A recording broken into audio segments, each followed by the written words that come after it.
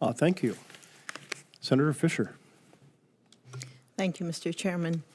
Administrator Regan, I was glad to see that the EPA issued an emergency fuel waiver last week to allow E15 to be sold this summer. Providing access to E15 helps families save money at the gas pump. It's better for our environment, and it boosts our nation's energy security.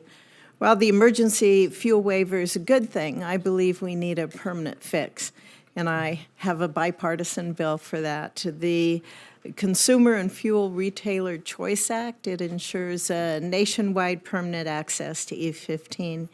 Mr. Administrator, will you commit to working with me to get this bill out there and hopefully enacted so that we can ensure that we have that E15 for our consumers in future years? The President has pledged that biofuels, especially advanced biofuels, would play a part in this economy as we move forward. So I look forward to partnering with you and your staff with technical assistance to be sure that we can make E15 more accessible.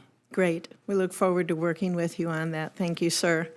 I'd like to also discuss a proposed rule on reporting requirements for emissions from animal waste under EPA. In 2019, when EPA proposed the current exemption for animal waste air emissions, the National Association that represents state emergency response commissions, the tribal emergency response commissions, and local emergency planning committees was supportive of this narrow exemption.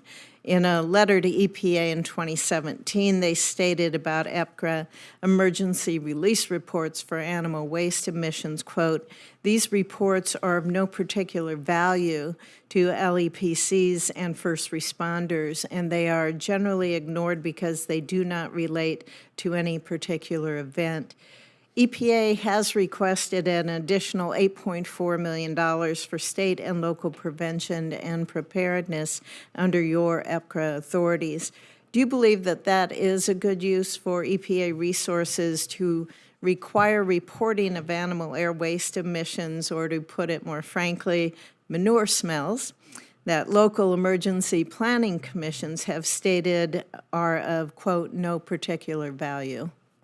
I would say that we are responding to a couple of things. The first is we've had some of our states request that we take another look because technology has evolved, access to data has evolved. A number of communities on the ground have requested this. So this isn't a rulemaking. This is our desire to reevaluate sort of how this plays into the broader decision-making at the state and federal level. Have you reached out to all states, to the Department of Environmental Quality, for example? Have you reached out to all states on that, or are you basically hearing just from the states that want to have a new look at it? Let me circle back and see Okay. if we've heard from all 50 states on this and how we've been communicating with all of our states on this.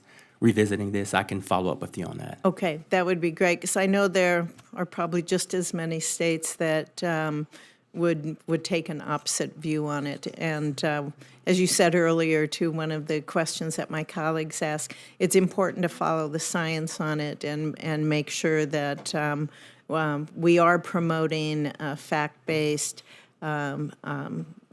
policies that have a tremendous impact on each individual state, depending on their situations.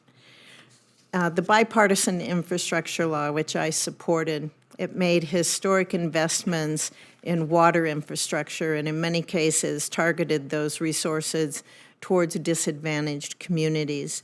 The law continued to defer to states on how to define disadvantaged community for many programs, including those state revolving funds.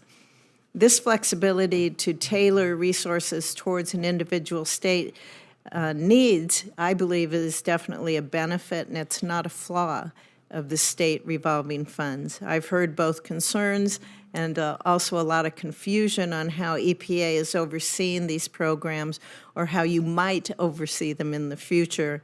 I think some of the confusion is by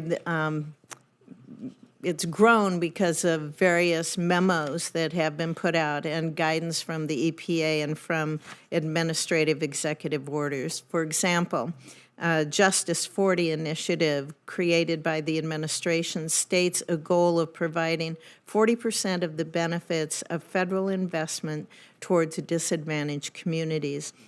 Can you tell me just how the Justice 40 initiative squares with explicit statutory considerations, such as in distributing the state revolving funds? For example, does EPA have their own disadvantaged community definition?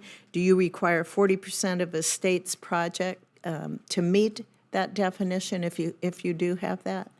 So I can answer it in terms of the way you framed it with the state revolving loan fund.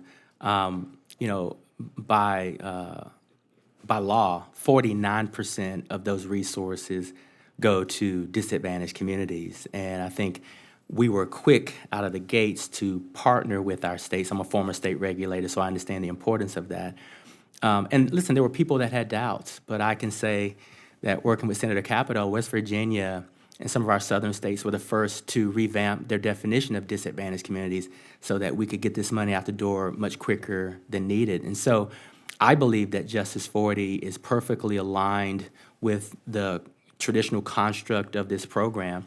And I was very pleased in the first year of the bipartisan infrastructure law that many of our states brought their definitions up to speed.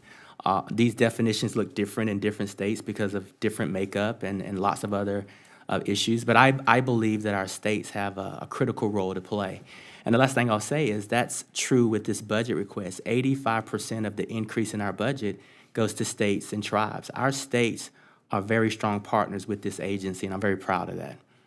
Thank you very much. Thank you, Mr. Chairman.